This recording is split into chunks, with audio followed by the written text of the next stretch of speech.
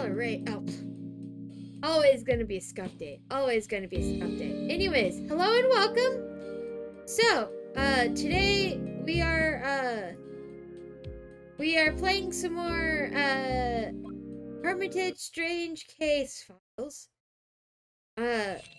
So we are, gonna do that. We're also kind of fiddling around with our audio, settings.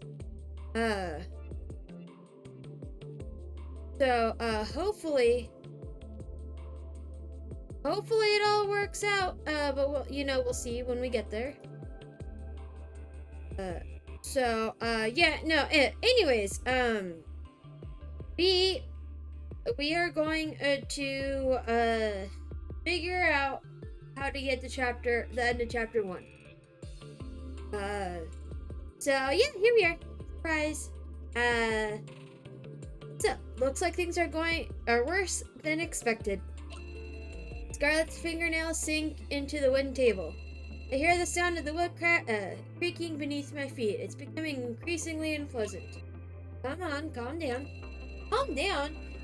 It's not only Cecily and Eloise, other students may have been exposed to this incense too. Do you understand how serious this is? Actually, we should have realized it sooner. Eloise already said that everyone is under pressure because expectations are so high. It's not normal for them to be so confident when it comes to this year's competition. Something seemed off from the get-go. According to Cecily, she experienced hallucination from a different perspective. Her classmates seem to have made impressive progress when it comes from strange perspectives, and has improved her spatial awareness. It's not hard to form a connection here. Of course, there's no definite evidence. It's all just guesswork. The number of people who have had similar experiences has increased. Oh, you know what I just realized?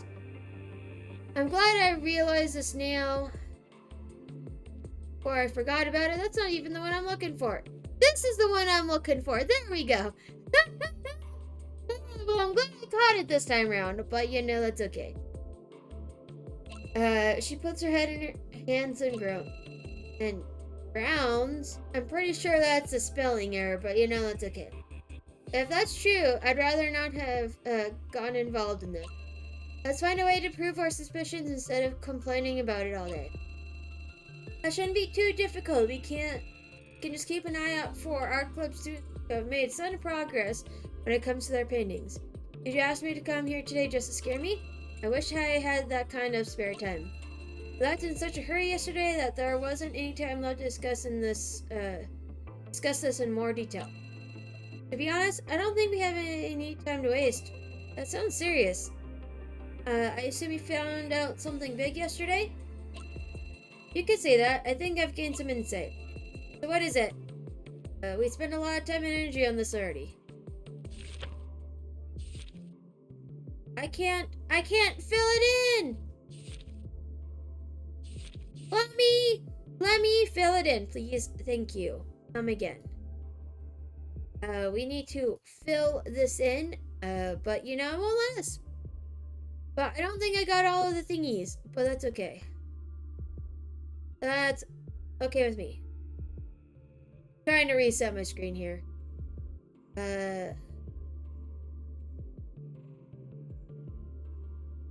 Alright. So what is it? We spent a lot of time and energy on this already. If my assumption's right, proof of our theory should be much easier to find than we expected.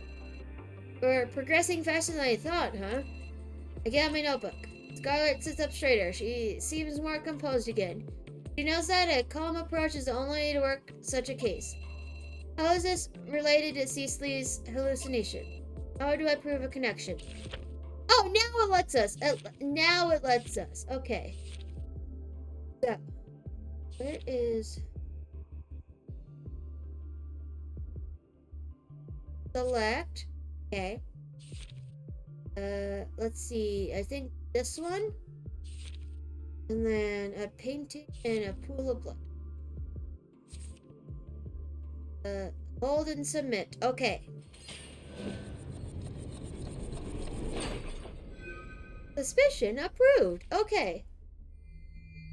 As to what happened, the former misdeeds of the Art Association. Okay. Okay.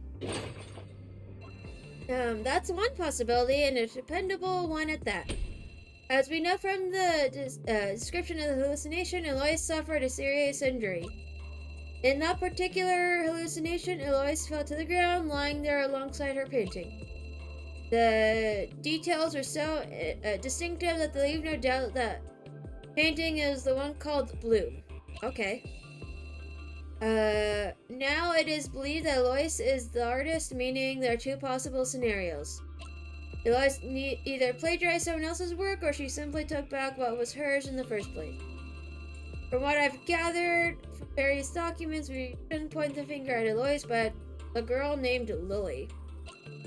That would rule out scenario number one. I wonder if the person who exposed the whole thing to the Young Artists Club Association was even in the art club.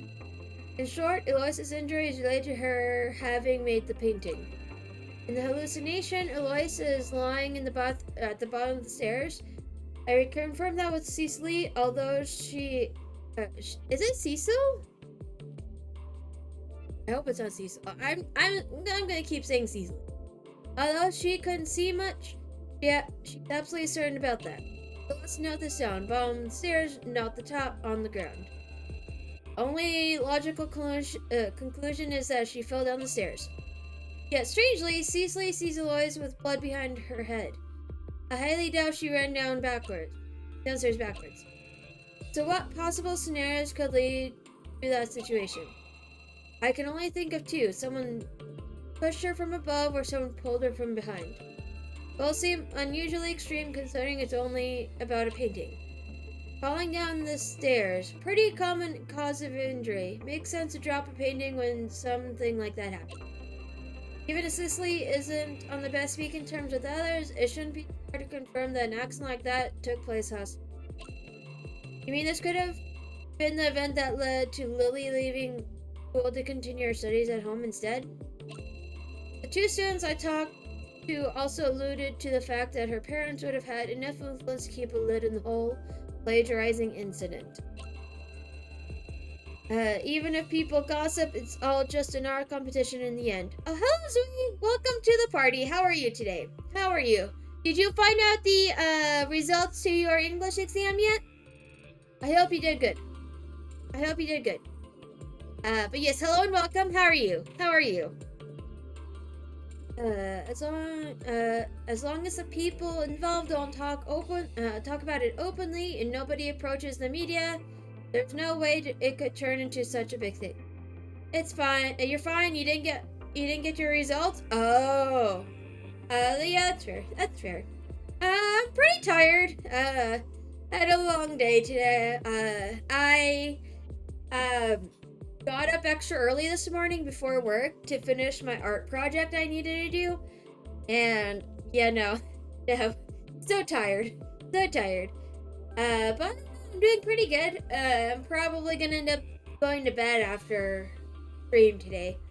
So we'll see. I might end up taking a shower because it's getting to that point where it's like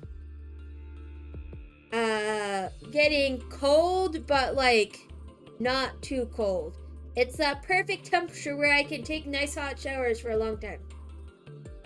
So yeah, debating on what on if I want to shower or not. But yes, how was school today? How was it? Was today the long day? Yeah, one of the long days. Trying to remember. I hope school today went well. Oh, how was skydiving the other day? How was skydiving? How did it go? I completely forgot. But yes, how was it? I hope it went well. Because that is super exciting.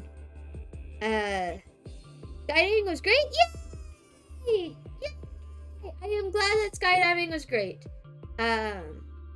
I am very glad that skydiving was great. That is super exciting. Was it an all-day event? Like an all-day skydiving event? Or was it like, did you go during like a specific time during that day? On Sunday, yeah? It felt really weird in the free fall? Oh, really? Really? What did it feel like? What did it feel like to you?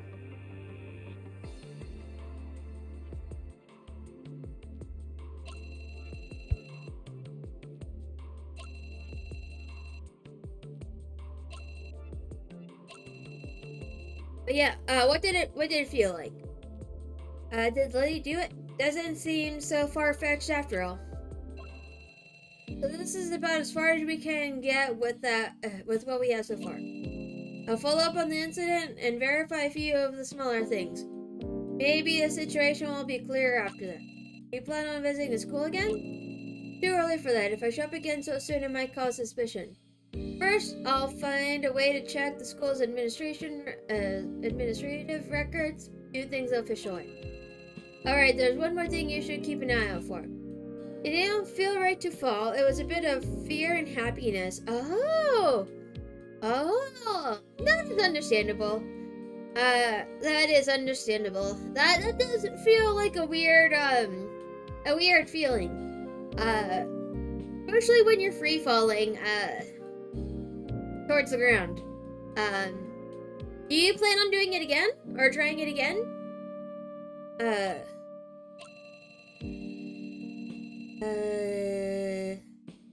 I need to know as much as possible about it. Yay! That is good.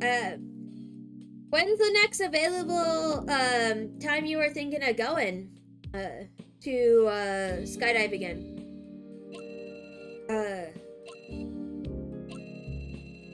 Because I'm not sure how frequent they do those kind of things. Because I don't look for them here in where I live. So maybe in a few months. Yay! That sounds like it'll be a lot of fun. It'll be like a lot of fun. Because yes, you'll do it again. It'll be great. It'll be fun, and I think you'll enjoy it again. Hopefully this time,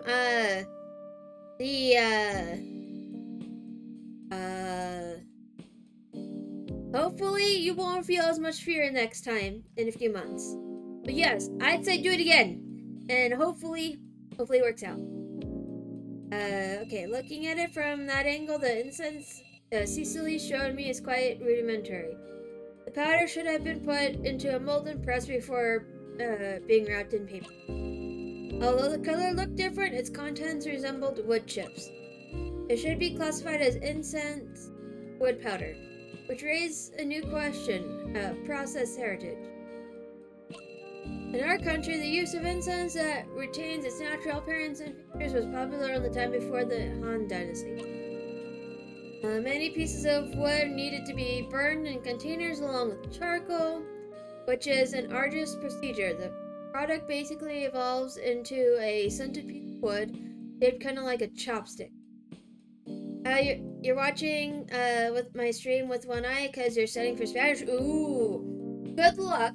Good luck on Spanish, okay? Best of luck. I speak absolutely no Spanish. that I am completely useless to help you. But yes, study hard, okay? Do all the studying, and then once you're done with school, you don't need to worry about it again. But yes, hopefully it works out this time. You do good. Do study. All the studying. But yes, regardless though, I do appreciate you stopping by, even if you're lurking, okay? Any pieces of wood needed to be burned in containers along with charcoal. Okay. If it's made into a powder mixed with honey and then further processed with spices, it can be shaped freely. It can also be conveniently used for further cooking and baking. The aroma is more mellow. As a result, it's faster to make and more variety is possible. Think about how easy it is to use today, for example, when it's lit in graveyards. It's much more convenient. In addition, there's a long-running practice of using powdered wood to burn incense, which requires some sort of container. Traditional use of incense is still around, and these appliances are not difficult to find and buy. Yeah, I see these small stoves online all the time, and they're pretty cheap. Back when I investigated the countryside, I saw an old man with a small portable stove and box that he used to carry incense wood powder. An unexpectedly reliable and practical device. Those are basically the ways to make incense that have developed here in China. Oh, this is in China! This is set in China! Wow. I was not expecting it to be set in China, but, you know, I was close. I was one country away. I was thinking it was set in Japan for some reason. I don't know why, but, you know, close enough. We got a close geographically. But it's actually China. However, the production process of this lilac grass is more common in Japan and Thailand. Why would an old man in this country have a traditional recipe that's not at all traditional here in China? Do you think Alois isn't telling us the truth about where it came from? I do. In the rough way in which the incense was rolled didn't look like it was mass-produced. Then it's highly suspicious that she's the one supplying it. It's dangerous. We are volatile creatures. If we're offered a cheap way to make our troubles disappear, we don't care if it's a cure or a curse. Cecily is a perfect example. It's hard to believe, and if it were me, I'd probably try to find some more wealthy and less troublesome adults as customers. Well, now that I think about it, Phoenix High School is full of kids from rich families. Scarlett sighs and readjusts her sunglasses. If I have to ask around for it, I might make a little more noise than usual. I hope you're okay with that. Just try not to alert the people responsible. You don't want them to become suspicious and make things even more difficult. How about talking to one of the students again? It'd be kind of difficult, but hey, I'll find a way. Just sit tight until I know more. I really think Scarlett should work as a private investigator. I don't think I'd ever be brave enough to tell her that, though. Her being a lawyer and so good at fieldwork at the same time is really challenging my professional awareness. These past 2 days have been really hard on you. No biggie. Scarlett puts the paper back in her bag. By the looks of it, she doesn't intend to take the afternoon off either. She is so caught up in talking about her plans that I barely say anything. Okay.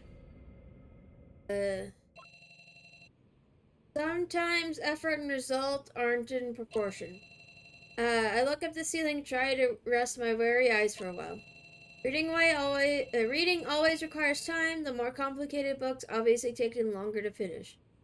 Books dropped off by the mysterious stranger are entertaining and don't make for good reading material.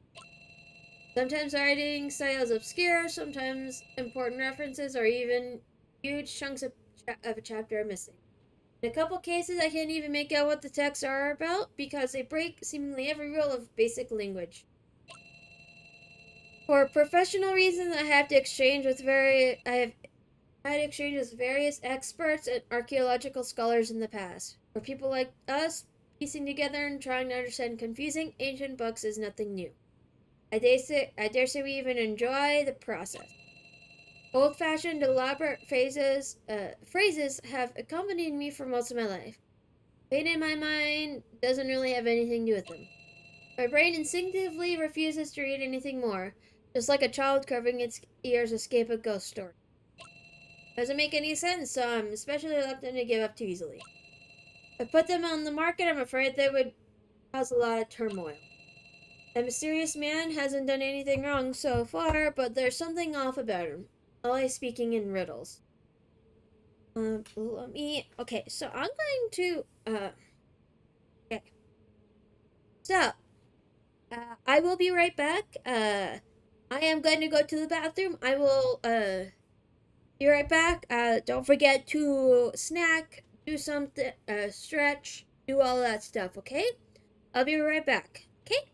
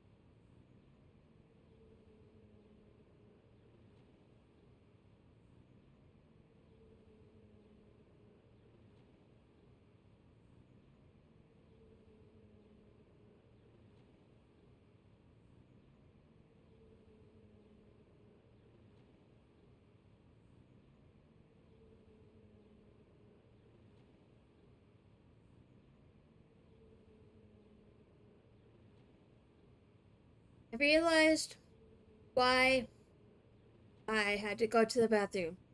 I'd forgotten that I needed to go to the bathroom before stream, and then I forgot. I 100% forgot. So that was a thing.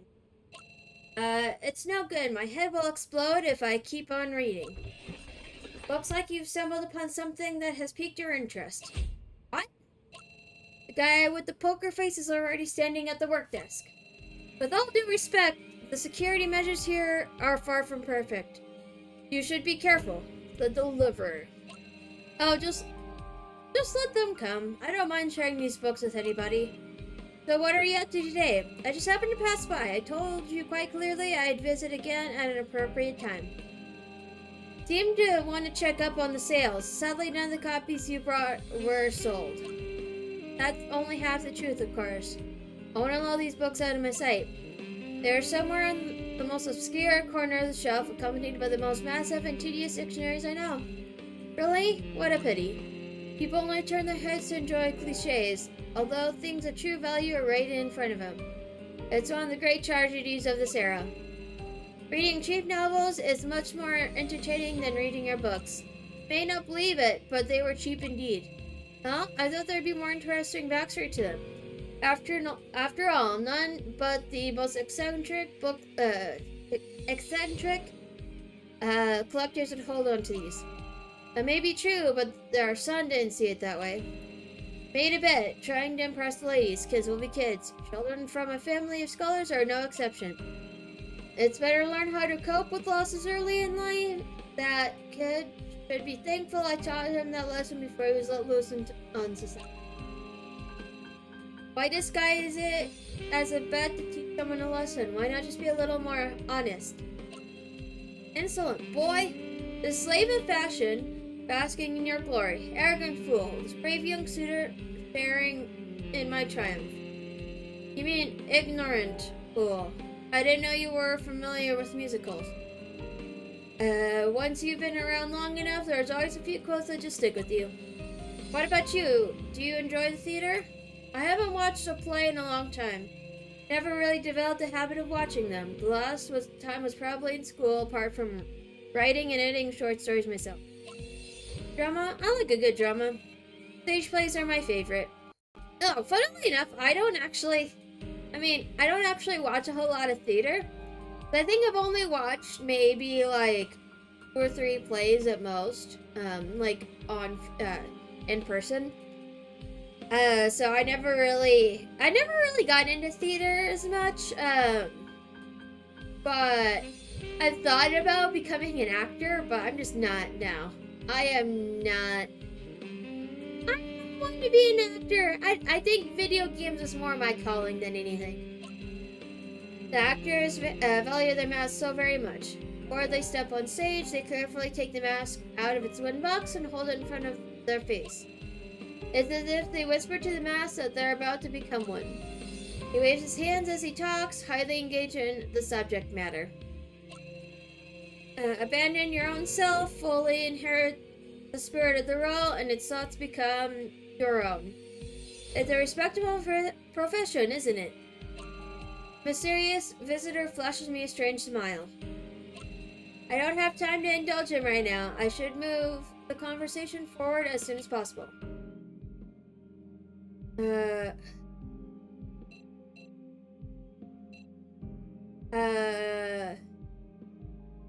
Applying knowledge. Let's have a quick chat. Let's do that. Indeed, people like that were much more appreciated back in the day. I wish I could experience that era for myself. While the words are still just as rich, it isn't remotely the same as experiencing it in the audience firsthand. Unfortunately, as wonderful as the vision is, it is an art almost entirely to the ideas of time. What we get today are mostly pale shadow imitations. It pains me to see how we treat our cultural heritage. It seems as if we aren't as advanced as we like to think. We're only born from days past, and there's a limit to what we can do. You're right, simply being able to see that is already one step in the right direction. Perhaps unnaturally overstepping the limit, that limit would come at a huge cost to the performance. The way it is now might be healthier in the long run. You've really given this a lot of thought. It's just that some things are better left in the past. Humanity should shift its focus on what lies ahead instead. Anyway, I see I have no intention of giving up. At least my visit enabled me to confirm that. He rearranges his collar and meets my gaze under the brim of his hat. I have some personal business to attend to, so I'll be leaving now. Please treat these books properly. That's all I can do.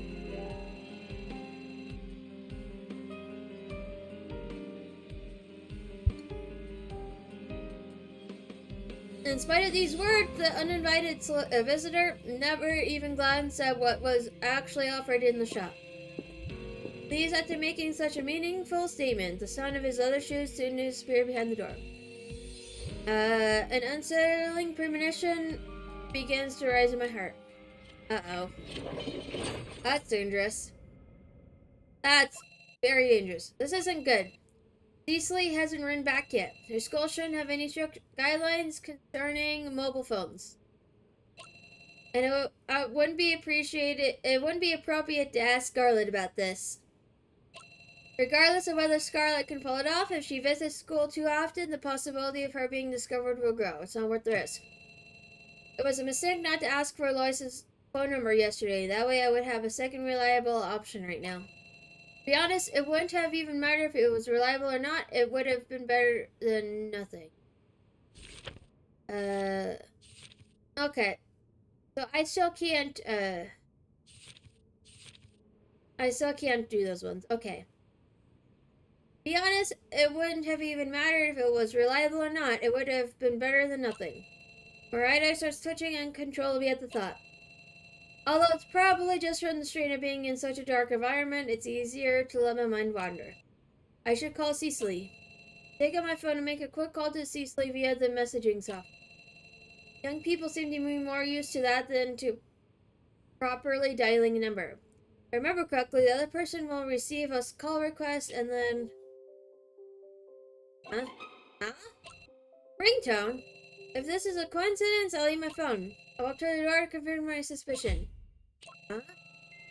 Eloise and Cecily are standing in the front door, not saying a word. They're holding hands and look rather disheveled as they walk towards me, one slow step at a time. It looks as if Eloise is guiding Cecily along, but she looks just as unstable on her feet and seems like she might fall at any moment. Neither of them bow their heads in greeting. Instead, their eyes are staring right at me, the only part of their bodies that seems steady. Even so, I don't feel watched. Their eyes are simply fixed on me, as if observing something that has nothing to do with them. They are just staring at something that happens to be me. Seeing their empty gazes, I suddenly realize a terrible fact. Eloise and Cecil aren't even in this world at all. Oh. Eloise turns her head slightly and makes a strange sound. She is talking. Common sense forces me to understand that. Even if a human managed to make such a sound, the sound of two glass shards rubbing against each other can hardly be called a word. Cecily doesn't respond at first. The corners of her mouth just keep twitching. I can still hear the ringtone from her phone. Shit. God knows how long they've been waiting at the door, just standing there. I'm afraid that even the most indifferent of neighbors might have called the police. It's a miracle that they were able to walk all the way here at all. It's as if the whole world has forgotten about the two of them. Before I can think about it any further, I grab both of them by the arm and drag them into the store. The ominous premonition that has been lingering in my mind since this morning has turned into a terrible situation that I'm experiencing firsthand. The cramped space seems to have a strange effect. Despite the fact that there are now 3 people in the tight space, I can hear our heartbeats. Things aren't going well, but somehow I'm beginning to calm down. Picked up Cecily's arm and gently tap her upper arm near the elbow. The motion causes her to curl her arm suddenly. At least her reflexes are still there. So simple, straightforward body functions don't seem to be affected, at least not yet. When you think about it, people sometimes walk automatically even if we're dragging them along. Anyways, that's how Eloise pulled Cecily in front of the store little by little. I try snapping my fingers in front of their eyes and they redirect their gaze, but that's the only response. Needless to say, they're clearly subdued. Their physical state is very similar to the effect of incense that Cecily once described to me. Even if I don't want to speculate in this direction, reality doesn't leave me much choice. So the situation isn't completely desperate yet. As long as I can transfer information to them, I can try to evoke some kind of response. I've had to deal with a lot of stuff in my life. Before I knew it, I was pretty experienced in terms of psychological analysis. This may prove to be a complete failure since the source of these symptoms stems from something other than this world. Chances of a blind cat running into a dead rat would actually be higher. I get up and close the door and settle the girls face to face in a chair. Hold up their hands. As I mentioned before, holding hands is the most straightforward way to create a connection. If only there were a psychologist here right now. I can only hope that my superficial knowledge of this will work. Eloise, Cecil, take a deep breath. You can see a beam of light in front of you. This isn't a magical formula. The people who taught me these crude hypnosis techniques said that the process itself doesn't really matter. The key to success is to create an environment in which people are willing listen and accept. Not only is it risky, it's not even safe. As a rule, one needs to feel confident and secure. Although friendships can support people through hardships, they can also be toxic. Okay.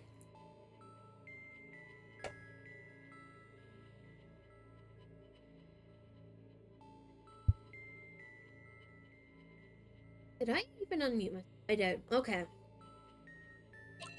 If they have any hard feelings against each other hidden in their hearts, then touching each other's hands will only be counterproductive.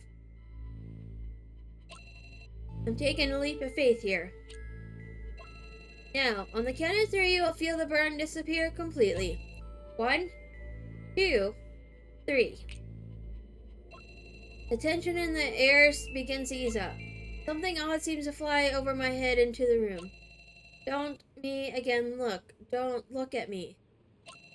Eloise closes her eyes and mumbles something, but her breathing sounds smoother and stronger now.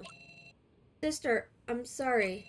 For some reason, Cecily looks at Eloise apologetically and squeezes her hand tightly.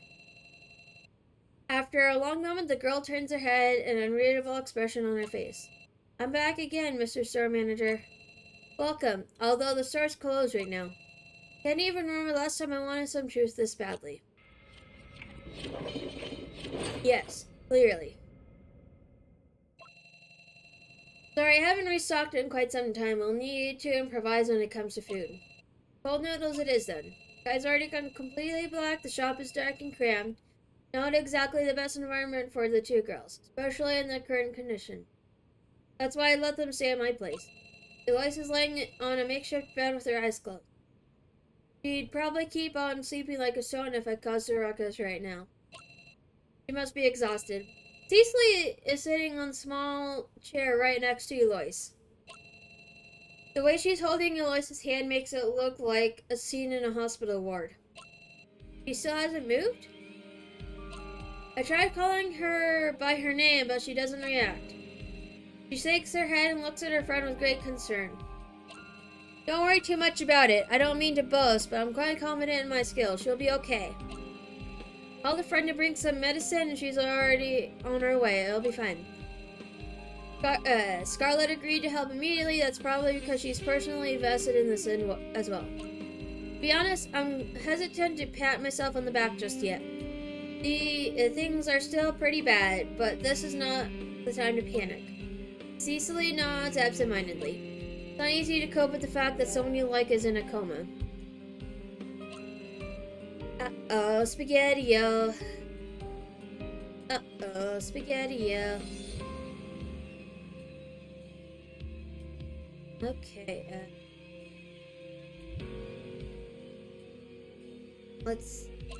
this isn't the last of it. I'm really sorry, Mr. Store Manager. I'm so sorry. Today, I don't apologize to me. It wasn't an inconvenience or anything. It's not like the shop's overflowing with customers. You should apologize only to yourself. I won't sugarcoat it. There are tough times ahead. I know you're too smart to just ignore the people's advice and act recklessly. So there must be some kind of explanation for what happened. I crouch down so Cecily and I are eye level. She hasn't eaten much today and seems weak and frail. Can you tell me what really happened? Cecily doesn't answer immediately. She leans forward and gently strokes Eloise's hair. For a moment she seems to be lost in a world far removed from feelings such as joy or sorrow. There's an inscrutable expression on her face. Mr. Store Manager, can you promise me one thing? That depends on what the request is. At last she decides to speak.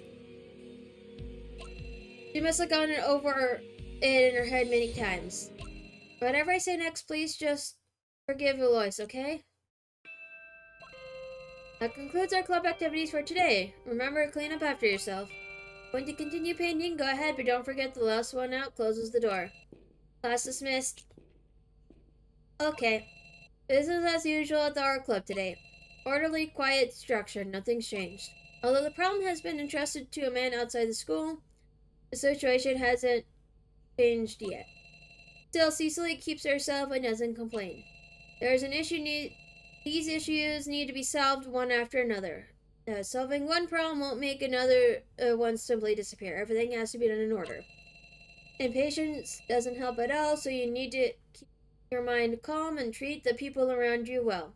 That's what Cecily was taught, so her patience knows no bounds. Even so, she carries an anxiety with her that she just can't shake. You're on cleanup duty today, aren't you, birthday girl? It's so much work, though. Let's just go. Haha. That one's always laughing and smiling. How annoying. Perhaps it's just me. Cecily shakes her head to vent her frustration and organizes her tools.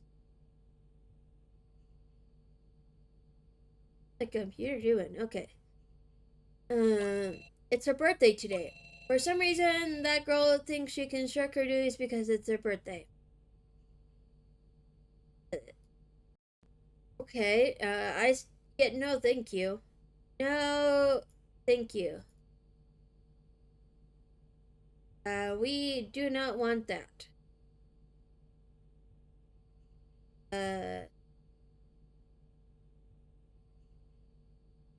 Okay.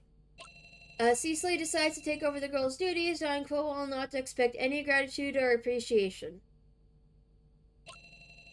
Cecily isn't angry with Lois at all, having to report to the teacher for an important project and then following that up with 3 study appointments in the afternoon is more than enough justification to leave early.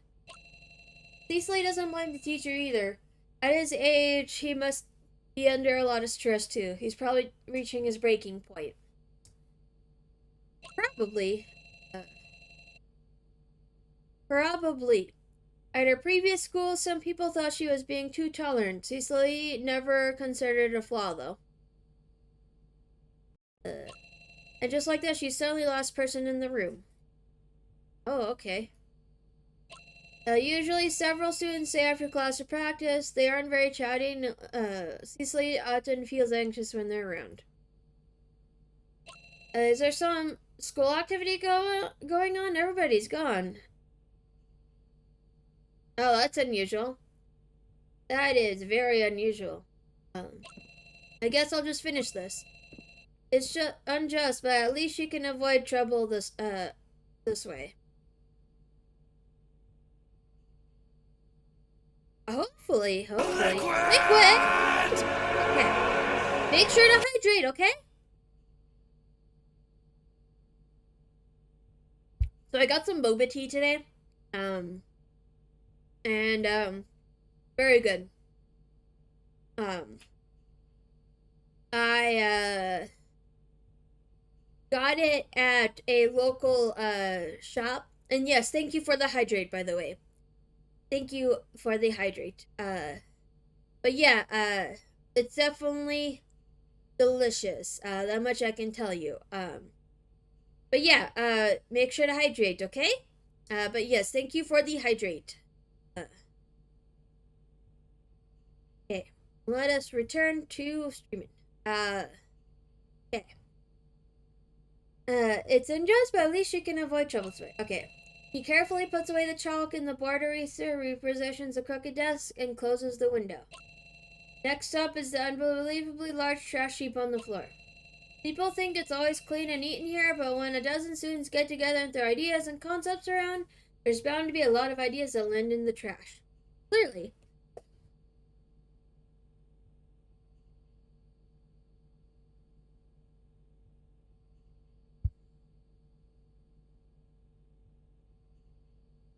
Okay. Waste paper, canvases, wood chips, and obviously some oil paint that got spilled. Since it isn't an area you're tired, you're going to bed. Okay, sleep well. Thank you for stopping by. Sleep well, okay? Thank you for stopping by and get lots of sleep, hopefully. Fingers crossed, okay? And have fun at school tomorrow, okay? And good night. Sleep well. Since this isn't an airy room, it's starting to smell a little, but there isn't a lot of dust from outside either. A blessing and a curse. Oh, goodbye! Thanks for stopping by! Cecily walks to the locker in the back of the room to get the broom. The whole locker is filled with red paint. Despite the obvious difference in smell, the deep hues are still eerily reminiscent of blood. This is just too much. It's semi-dry and there's so much of it that was obviously done on purpose. Somebody must be deliberately messing with her, but that's not the point. Cecily doesn't even bother looking for a motive for the prank. Why would somebody do this? Even if it's just to annoy Cecily, this affects everyone. The whole class is going to suffer under this pungent smell. Thinking about the others, Cecily grabs a few mops and rags and begins scrubbing the inside of the locker. She could just refuse to do it and leave. She's not on duty today. Now, I don't want to put any more pressure on Eloise. Who knows what type of pranks he'll come up with if she decides to show signs of resistance. She doesn't want Eloise to worry about her any more than she already does. This won't end well. Cecily is smart enough to know that, but there's no way out of this right now. Before joining club, Cecily just wanted to find a place where she belongs. Even in the current situation, she doesn't want to let that go.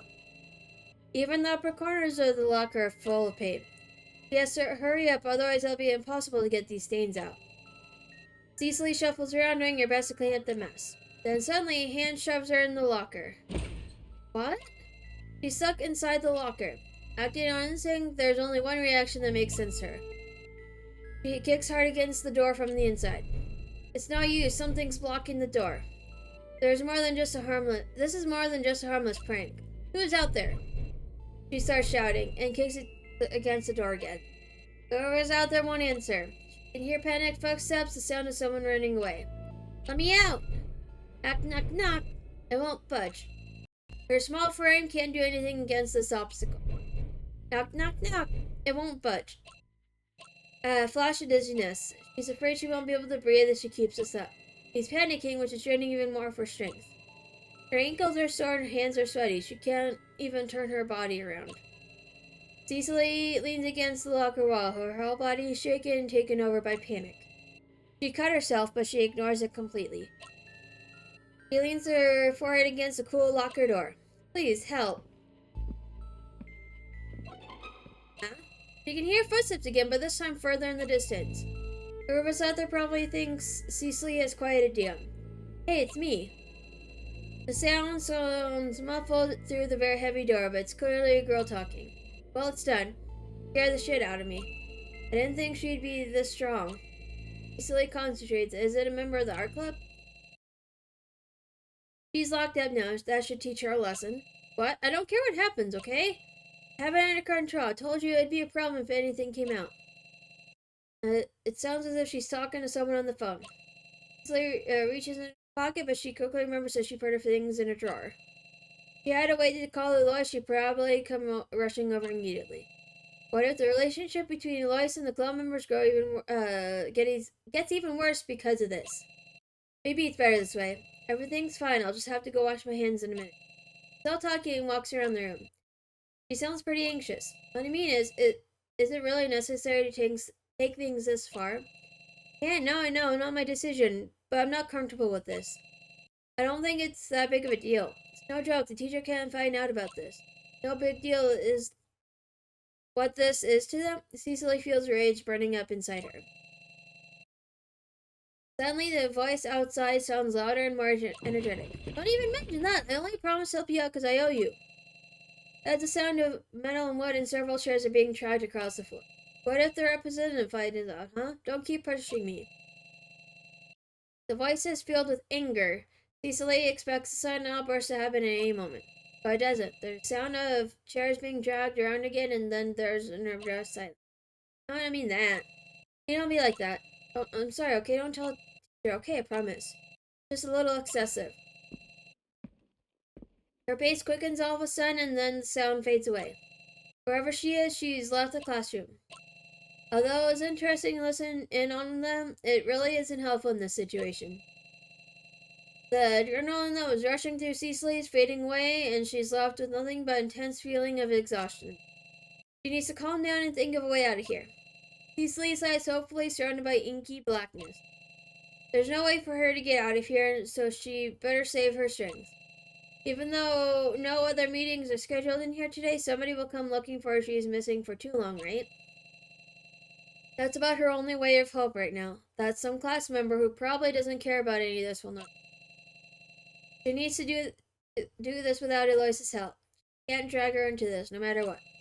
This is probably going to take a while, locked up in the dark, cramped place. Okay. Wait a minute. Just now, Cecily realized that her body feels weird somehow. This is just a regular locker. The door shouldn't be strong enough to keep a person locked up. Her arms and knees feel weak. She doesn't have any strength left. While if wet pain is seeping into her brain, she's having a hard time breathing. Her bursts of breath are getting shorter every time she inhales. The endless darkness makes everything so much worse. Help! Feels as if hands are grabbing her limbs, holding her back. She feels a wave of helplessness crash over her. The more powerless she feels, the more her mind starts to play tricks on her. Suffocation, that's all she can think about right now. It's getting worse by the second. Invisible hands are choking her, grabbing her by the throat. She finally knocks against the door. There's no response. Please help me. The walls around her are closing in. She can't move. They are coming closer and closer, like a coffin wrapping itself around her body. Coffin, that's the word in her mind that pushes her over the edge. She's trembling, pearls of cold sweat dripping from her pale, panicked face. Dark, dark, dark. The endless darkness opens its huge jaws. Those things are nearby. They are everywhere, crawling over Cecily's legs, whispering in her ears. Her body is completely paralyzed and refuses to move so much as an inch. Dark, dark, dark. Oh, hi, cat. Oh, it's all dark, okay. Words fail her in the darkness, swallow her whole. Hey, pull yourself together. Cecily is panting and her eyes are wide open. She's covered from head to toe in cold sweat and grabs Lois's hand without even noticing. She clutches it so tightly that it almost turns blue. She looks down at the pale hands and quickly loosens her grip. I'm sorry. Good thing her hand brought you back to consciousness. A side note, Cecily always seems to be a little nervous in the bookstore. If she's claustrophobic, that would explain it. From that point on, you weren't really conscious of what you were doing. Felt weird, different somehow, but really can't remember what happened.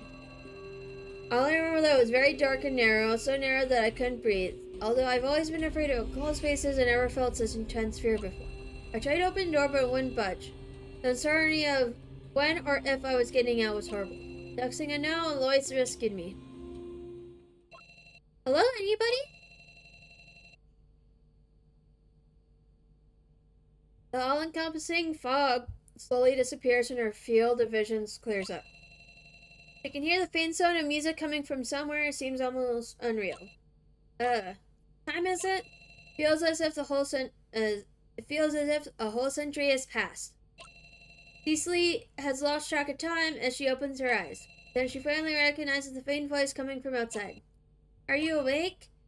Eloise looks sad and worried. Eloise? What's going on? If I hadn't tried to contact you, I would have never known you were here. Eloise sounded worried and angry at the same time. Although she's doing her best to restrain herself, Cecily can still feel the rage burning inside of her, directed at whoever did this. Cecily can't help but think that this could be a chance to lay everything bare, a chance to avoid trouble like this from now on. But no. Doesn't matter, Eliza. It's just a silly prank. She raises her hand and touches Eliza's face. Sure enough, there's a cut in her left hand. The sticky blood running over her palm is confirmation enough. The windows are covered in a red hue as the sun majestically sets over the mountains in the distance. Everything is okay now. Eloise is here, even though the shock is still fresh in her. Cecily has never felt so at peace before. So at peace? Huh? An all too familiar smell drifts through the room. Eloise, when did you... Do you mean the incense? You were twitching when you were unconscious. It seemed as if you were going through something horrible. So I thought some incense might calm you down. Eloise seems completely out of it. She's holding some incense in her hand. No wonder Cecily's body felt weak and floaty. Being exposed to the incense leads to a dulling of the senses and makes you lose your bodily awareness. Cecily feels bad. She had forgotten her promise to the store manager and the advice he gave her. The hallucinations over the past 10 days have been horrible. All the more reason to take a step back and be more careful. Realize maybe we shouldn't. She tries to sit up, but her body's too weak and isn't in control of her limbs. Eloise takes Cecily's hand and pulls her into a hug. A warm darkness shrouds Cecily's vision, and Eloise's steady heart feels like a lighthouse beacon guiding her. Don't worry, this is all you need right now. But incense does calm her down that much, it's true, and right now it is helping Cecily get her rapidly beating heart and regular breathing under control. However, Eloise's words sound strange, almost slurred somehow. Are you worried about saying those things? Huh? This question rattled Cecily. She hasn't really talked to Eloise about these things before. How'd she know? For some reason, Eloise smiles, but looks almost melancholic. I've seen those things before, those phantoms. Humans, things, all kinds of scenes, and all kinds of time and place. I've seen it all. So what? Those phantoms are nothing more than illusions. Why worry about something that isn't real? What exactly is she up to? Cecily doesn't understand Eloise's agenda here. Eloise seems to be looking straight through her. Cecily, you're the only thing that's real, and I'm the only one who's always been there for you. Eloise suddenly looks away and avoids Cecily's eye, a little embarrassed. Cecily can hear her heartbeat, a clear, constant sound. How many times has that sound guided her through her hallucinations? Cold fear starts closing in on Cecily all of a sudden. When I enter those worlds, time is an elusive concept. Sometimes I feel as I've spent centuries there. So, with the incense, we can spend even more time together. Eloise's voice is barely more than a whisper, and her cheeks turn bright red. Okay. Cecily knows exactly what that feels like. Eloise knows too, yes, she lied about it to the others. Cecily isn't quite sure what the true meaning behind Eloise's words is, but they comfort her and give her a sense of relief. Okay.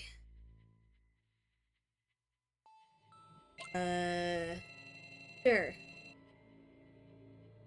Her vision begins to blur again, and there's a familiar ringing in her ears. Something more than warmth is rising up and inside of her. Okay. That is A-okay with me, I guess. Eloise opens her bag and pulls out several sticks of incense. She lines up the sticks on the table in front of them. Hey, wait a minute. I've never been as good as you. I've had countless opportunities to make the art club a better place, but I was never successful. But you're different. The way in which you stay persistent inspires me. I don't think I could ever sit in the same room with people who treat me like that. Okay. I envy you so much. How do you do it? What were you like in the past? I've always been curious, and then satisfies that curiosity. Okay. Creepy. Very creepy. But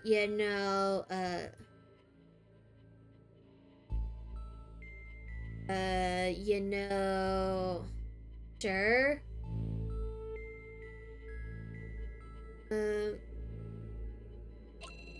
That's right, Cecily, I've seen your past. She always keeps talking about dangerous and natural things. Most of all, I see your persistence, but it isn't enough. Those small glimpses aren't enough. I want to know more. Even if we see a lot of strange, inexplicable things, short bursts of pain are better than prolonged pain. Okay. Huh? No matter how long it takes, we should get to know each other better. Cecily desperately tries to open her eyes, but it's futile. Her eyelids are too heavy. Her body has no energy left, and a wave of weariness sweeps over her. In a strange way, it feels comforting. Okay. That's a bit, a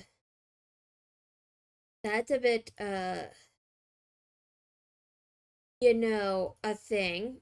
I guess. That's definitely a thing. But that's okay. Uh, um, is this really who Lois is? Really what she thinks? How peculiar. Uh, Cecily feels sorry for letting the store manager down, but all she can do is apologize to him later. Then Cecily's mouth moves on its own of its own accord. But to hear, it's not so bad. For a short moment, Eloise's eyes flicker open. She soon regains her composure, although she can't hide her smile. I understand. Thank you, Cecily. Even after the statement, Cecily finds it difficult to meet Eloise's inscrutable gaze. Okay. Uh. Okay. The lilac grass is emitting soft whispers of smoke. They're so faint that you can hardly tell if it's actually burning. However, everything is starting to look very different after inhaling a few minutes. And after inhaling it for just a few minutes. Okay. Okay. Is it too much? The sweat and aromatic scent has changed into something like the smell of a dense forest after a rainy night. Thick enough to make Cecily's head throb. Meanwhile, the faint music in her ears is turning into a strange chant. Cecily doesn't recognize the language, but she knows one thing. Although they sound like voices, they're not coming from this world. Just like images and smells, this is simply a manifestation of the senses. Feeling more weighed down than ever before, Cecily stops resisting and allows her heavy eyes to fall closed. The darkness behind her eyelids is twisting into an endless, intimidating tunnel. Her feet leave the ground and her physical sense dissipates like smoke. Her consciousness leaves her body behind and her perception starts to expand. Suddenly, altogether, a different scene manifests before her eyes. The art club is packed with people. There are many familiar faces, but many more than she has ever seen before. Eloise is arguing loudly with someone. The whole situation is pretty intense. Cecily doesn't recognize the other girl, but she looks older than Eloise. She's holding a fiery red watercolor painting, her face twisted and angry. Eloise's aura exudes pure anger. Cecily has never seen Eloise this openly emotional and out of control before. The whole scene is very unsettling. Eloise turns to face the other art club members, expecting some kind of reply, but no one responds.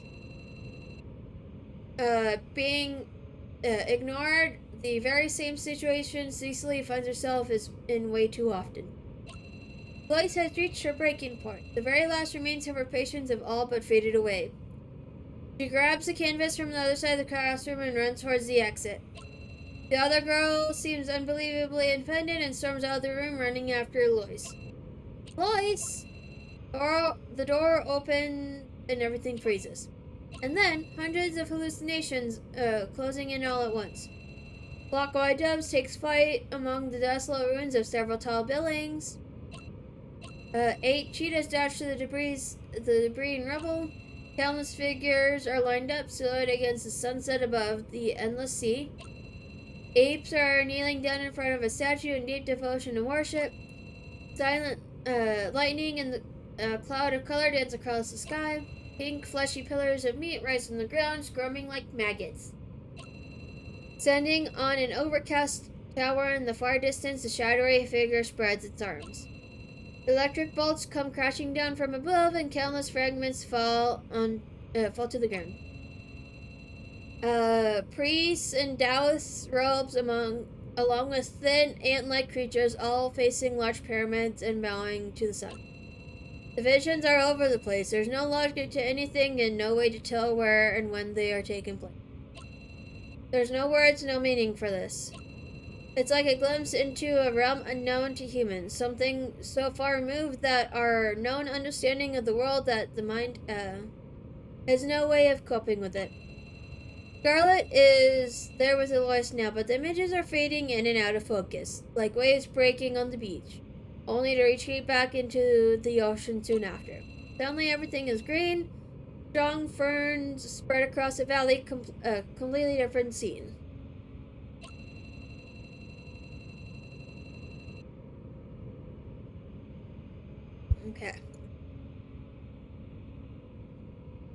bed of leaves is spread across the ground. Giant creatures covered in feathers and scales slowly stride past on elongated legs. Every so often they emit deep, muffled hum. There's no sign that humans ever existed. In the distant darkness, a shooting star across the sky. Cecily doesn't turn around fast enough to see it properly. No big deal. There's no time to regret now. Right now. Even if she wanted to stop, she couldn't. She isn't in control right now. The constant chanting slowly fades away and is replaced by something else. The indescribable spectacle unfolds mercilessly before Cecily's eyes. What did you say was the last thing you saw? I just need Cecily to confirm it again. The answer, probably. She looks out the window and responds flatly. The look on her face indicates that she understood the question, but that she doesn't know how to phrase the answer properly. I saw many things, all kinds of things. There was nothing solid there. No clear picture, yet it was everything I could ever imagine. It was 1,000 miles away, yet still right in front of me. There was no aura surrounding it, no color, just existence itself, in all its possible forms. Why call it the answer? I don't know. From the first moment I saw it, that's the only word I could find to describe it. Mr. Store Manager, are you familiar with the Mobius loop? It's a very popular concept in a branch of mathematics called topology. It only has one side and one boundary curve. There is actually one without a boundary called the Klein bottle. It's a non-orientable surface which can exist within a three-dimensional world. Looks like my math class wasn't a complete waste of time after all. What I saw in my hallucinations was even more chaotic. It was unreal. I couldn't make it out its shape however long I looked at it. It was something foreign, something that doesn't follow our world's geometric rules. Every part of it was connected to every place that could possibly exist, completely independent of each other. I don't know how to describe it, it's impossible. Lights, rules, shapes, cause and effect, nothing compares to it. Not in this world. Straight lines aren't straight and ends don't line up with beginnings. Oh, okay. It's like a complex web full of meaningful elements, and from any point in it you can get to where you want to be. The answer, I suppose. I don't quite get why you picked that word to describe it. That wasn't my decision. It was there long before I even found out about it. Cecily raised her hand hopelessly, still trying to explain it. It's the beginning and the end. It's around me and within me at the same time. It's where time was born and will be laid to rest. Okay.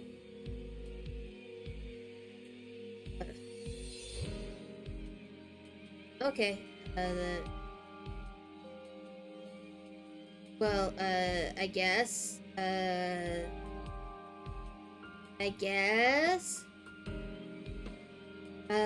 But sure.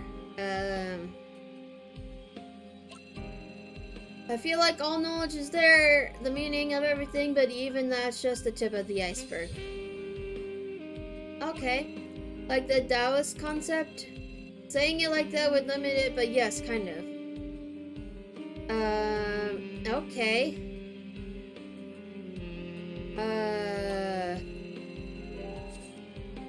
An unforgettable experience? All things are one. I'm reminded of that phrase. Seems like a fitting way to describe this answer. Oh, okay.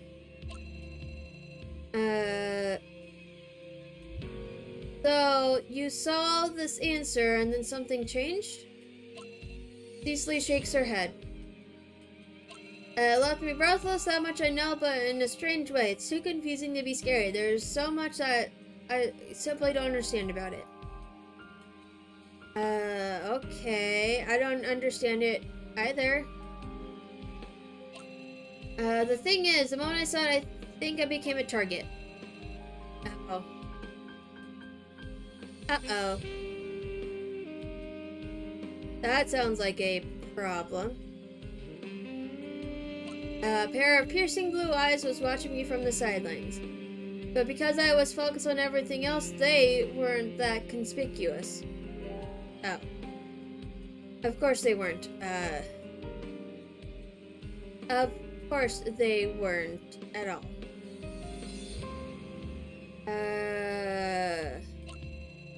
Why was I the only one there? When that thought hit me, it had already been staring at me for quite a while. Wherever I looked, its gaze followed me. Every time I glanced at it, my body felt like I was turning to ice. There was a brief moment in which our eyes locked. I saw a reflection in its eyes, and it showed me the end of everything. Torn, cut, rotten, bloodied, impaled, burned, crushed, drowned, and nothing but death. I don't know what to do, but it seemed like I was going to reach that end someday. Cecily wraps her arms around herself, and I realize that her whole back is covered in sweat. Mr. Store Manager, it was so horrible. If it catches up with us, it'll devour us. That's when everything began to fall apart. A blinding light came crashing down, brighter than 1,000 stars exploding. One could say that I was submerged in a lake of hallucinations, and something pulled me up. I could feel his eyes on me, following my every move, even with my back turned to him. I still felt their presence as I moved further away. I tried to run, but it was as if the ground itself was slowing me down, like mud. The ice came closer. I had no choice but to swim upwards, but the panic and fear robbed me of my strength and paralyzed me. I couldn't see clearly anymore. Cecily shudders, and her voice becomes more withdrawn by the second. I pat her on the shoulder. She's covered in cold sweat, shivering as if she was just pulled from the water. And then next thing you knew, you were in the bookstore, right? A vision of inhuman eyes. She attempts to wipe the cold sweat off her face and nods. This is all my own fault. Please don't blame Eloise, okay? Truth be told, she doesn't seem surprised. This doesn't surprise me at all. The lilac grass came from Eloise. I suspected it all along, but this isn't the right moment for snarky remarks. So this raises a lot of questions. The patch of red on her arms backs up her story. Oh, okay. Okay. Sure, without Aloysius' quick assessment of the situation, Cecily might still be stuck in that locker. For someone suffering from such severe claustrophobia, it's no laughing matter.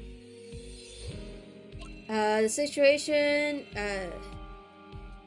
in the real world is bad enough for Cecily, and these situations are even more worrying. Yeah, clearly. Clearly. Where the hell did those eyes come from, and what could be haunting a person trapped in such a strange fantasy? Usually trying to discuss any scenarios that someone experienced under the influence of hallucinogenic drugs is pretty ridiculous. It never makes much sense, but Cecily's situation isn't comparable to that.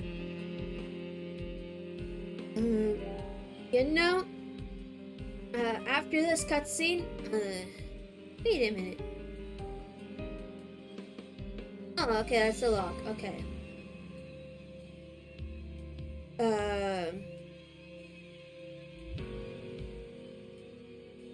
How do I bring it back? Oh, there it is. Okay, okay. Since our illusions can be traced back to reality, it is, searching for Cecily's eyes. Okay. We are raising some doubts here. Okay. It is important to take into account the fact that something that appears in the illusion may have practical meaning. Either way, to find out where the incense came from. No matter how miraculous and strange our encounters are, there is always an environmental basis for their existence. Mountains, grasslands, she sees actual biomes, so at least there's some twisted logic to it. Okay, what I need is this. Okay. Oh, okay, sweet. Sweet, okay. The incense effects are now more obvious than ever. I've always wanted to identify the history of the incense, but the clinical symptoms were a mystery to me. And there was only a limited amount of information available. However, the situation has changed drastically. As for information, the strange guy who keeps delivering books has also kindly prepared some for me. Whatever his ulterior motive is, this is proof that the books have real value. It should be possible to find some records related to the things Cecily described. Although ancient techniques may have changed throughout the years, the functionality and purpose hasn't. First, we should find out what this incense is all about. Okay. Okay.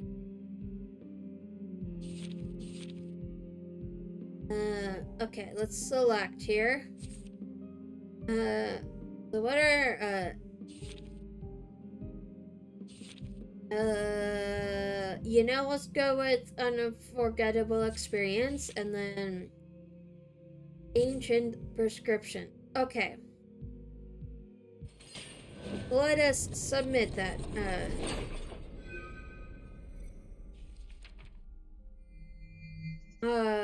Okay. Returns its original, informant acquired. Okay. That's it. The use of incense produces an illusion which reflects a situation from the past. Scarlet and I verified this early on.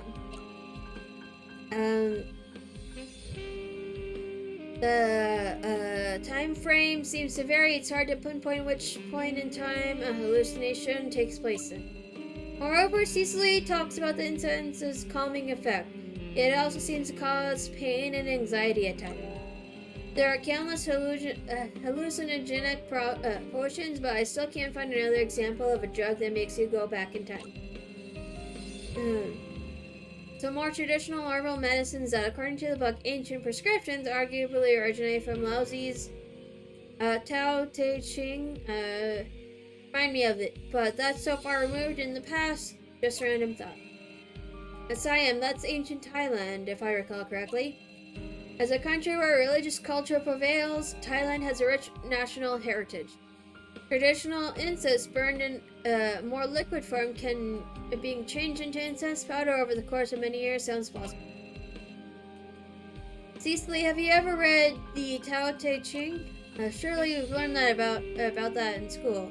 Why do you ask? It's a long time since I read it, so I've forgotten the text. Do you happen to remember what came after the Namelesses? Well, the Nameless is the beginning of heaven and earth. The Named is the mother of all things. That's about the gist of it. This passage is often mentioned together with the phrase, the name that can be told is not the eternal name. The Tao is an elusive concept describing a way. If you look at it from a different angle, it could be understood as the discovery and indescribable answer found in the midst of confusing visions. That incest you and Elias used. It reminds me of something I once read about Laozi during my travels. Wait, what? Taoists were highly respected for their herbal medicine, potions, teas, elixirs, incense.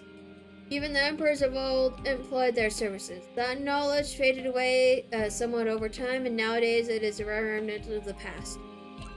In the beginning, due to the low dosage, the incense was only used to spiritually go back in time. You and Elias obviously used too high a dose, but the general idea of what the incense could be used for lies underneath. I see, you're saying, although you gave the description intuitively, you were calling ancient concepts. As he said, the answer is the way. Cecily's eyes widened. Even though it sounds messy and confusing, Cecily seems to understand the general idea of what I'm saying. After all, Cecily described her journey in great detail. I think there may be some correlation between her experience and the spiritual realm. And those incense serves to let people experience the past spiritually. If you go back in time too far, you leave the past of human civilization behind, and eventually Earth itself. Now, if we go so far back in time that we reach the end of time, what do we see? If time itself comes to an end, the way in which we perceive time and space together may no longer match. That's a possibility, right? She sits there in silence. Finally, she gives a small nod. By now, it's easy for me to separate lies from the truth. Even if Cecily had known about the incense effects from the very beginning, she wouldn't have come up with the hallucination just to feed my existing theories and suspicions. The fact that she doesn't even know about the book Ancient Prescriptions is further proof of this. In other words, I can trust that she accurately describes what she saw. Forming like that must be very important. Obviously, it's been preserved in a way as a way to stay in touch with ancestors who are treated as deities nowadays. Another possibility is that someone stole the formula and made adjustments to it in order to hide it from other people. Those I to speak of might be a clue. I can't say that I've ever time traveled, but it still seems familiar. I've seen something similar somewhere. We could be closer to an answer than we think. Oh, okay. Oh, okay. Okay. So Chronicles of the Crane Temple.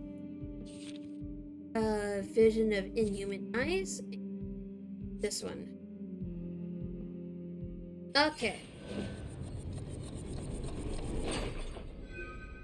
Yes. Time Hunter Scaly Silkworm. Okay.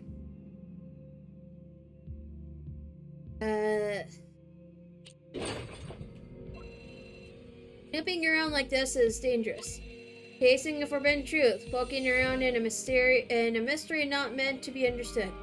All this does is provoke the entity known as the Scaly Silkworm. Although Cecily couldn't see it directly, its piercing eyes were always on her. There is no self or body within delusions, so it's not unusual to not be able to make out figures. Lois maintained her physical appearance in Cecily's hallucination, but that doesn't mean other creatures do the same. The fact that the two were able to see each other in their actual likeness might have been a first, who knows. If a friend's appearance is dictated by one's imagination, who knows what would happen to other beings who possess the power of imagination.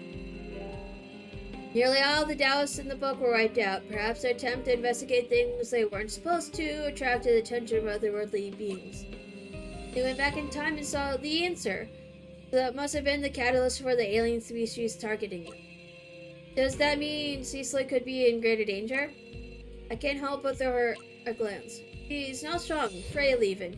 He's a prey for an overpowering demonic entity lurking around in the dark, waiting to strike. Humans have always developed tools and good hunting, but at no point were we ever the biggest physical predators, not even remotely. We aren't as strong as we like to think. I highly doubt fists could do anything against a predator that doesn't even appear on the world's food chain. Humans are good at using tools and adapting to different environments. The Taoists who survived did so because of the knowledge they possessed. Chronicles of the Crane Temple doesn't mention any way of dealing with this crisis. The second half of the book is full of random, messy numbers. The author doesn't explain them, and I can't make out any logic behind them. Even just looking at those numbers is enough to make my head hurt. What are they about? Sudden knock at the door interrupts my string of thought. It wasn't really going anywhere anyways. At last, help is here. The door opens without me having invited anyone in yet. Hello there, is this the Ritz? Oh my god. Oh my god. Scarlet hastily steps inside. She sounds exhausted. These last 2 days must have done quite a number on her. Snooping around day and night doing investigative work. And now, on top of that, running errands for me. What made you think it'd be okay to harbor someone who needs treatment here? The secondhand smoke alone is enough to kill anyone that isn't breathing. Seeing how much you care about my health. Did you bring it? Scarlet smiles and hands Cecily a plastic bag. Cecily's eyes wander over to mine. She looks confused. I wave a hand at her, indicating that's alright. This should be just what she needs. Wet these patches with hot water and place them on her temples. Move them regularly and wipe off any residue. Wait a little bit before putting on a new patch every time you change them. Put them on for around 30 seconds, then wait for about 10 seconds before putting on the next one. So, I'm doing this. Cecily seems a little overwhelmed by the instructions. Honestly, I think Scarlett's just playing professional actor to gain Cecily's trust. Better do what she says. It's hard enough getting her here. She can be quite... Sharp elbow to the ribs quickly reminds me to choose better timing for my cheeky comments when I'm around Scarlett. So, Cecily, was it? Give your classmates some of the medicine. Meanwhile, this guy and I have something to discuss outside. Alright, feel free to use the water kettle over there. Okay, thank you. Cecily bows in Scarlett's direction and then runs off to the bathroom, kettle in hand.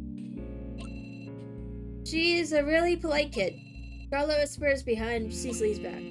More polite than a certain someone, at the very least. Don't you dare. I only used about 20% of my power with the last of them. What's the deal with the air conditioning? You haven't been here that long, have you? Are you using this place as a trap to suffocate people or something? I don't pay the utility bills anyway, so fine. You can turn it on. At least while the girls are here. I shrug and follow Scarlet out of the room. I'm really thankful. It's great how quickly you managed to get the medicine. I didn't have much hope left. It's a big and crowded city. As long as there's demand, there's always going to be a way to get all kinds of pills. People working in law enforcement can't afford to slack off. Everybody can use a little pick-me-up every now and then. You just need the right connections, and I happen to know people. That sounds like a pretty great area to me. Are you sure it's okay? Don't worry. It's genuine pharma stuff. Prescription grade. Can't die unless you munch down the whole bag at once. Oh. Okay.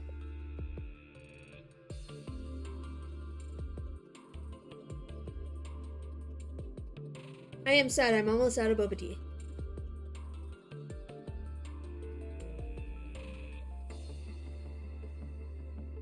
I'm so sad. It's almost empty. There's like a little bit left at the bottom. I'll take your word for it. You didn't drag me out of here to get some fresh air, did you? Scarlet leans against the railing and there's a long moment of silence before she speaks. It looks like those two girls were very close, right? Yes. Then I want you to carefully consider whether you tell Cecily what I'm about to tell you. Oh, did you find out something new? Yes, and I'm worried about Cecily's reaction to it. I can't help but admire Scarlet for this. She must have been working non-stop. Scarlet lets out a deep sigh. After reporting my findings to you, I went to the Young Artists Association. With all those documents, it wasn't hard to make up a reason to be there. And guess what? The association was never encouraging or promoting this thing. They actually find it troublesome themselves and would have wanted to put things to rest quietly. So how did it end up becoming a back and forth of paperwork warfare? Scarlet shakes her head in disbelief. Because Eloise appeared at their doorstep and made them promise to thoroughly investigate the matter. She went there carrying her painting as well as a tape recorder. The director said that Eloise politely asked them for advice on how to handle the complaint. No matter what he tried to say, she remained persistent and wouldn't give up. So the director was so impressed that he decided to relent. It isn't that simple. He didn't agree until the very end and only reluctantly, because he had to. I tried to guess what she meant by that, but I have no clue. Eloise stood there and threatened to kill herself, just cutting into her wrist with a blade she took from the art club. She placed the tape recorder on the edge of the desk. The director was frightened and didn't know what to do. Oh. I pictured a situation in my mind, an adult in his office, shaken behind his desk, and Eloise standing there calmly with the blade covered in blood. It reminds me of a feeling I had when she walked into the store. Her calm, quiet aura amidst a certain oppressive power. A horrible thought, isn't it? An unassuming girl enters your office and suddenly that happens?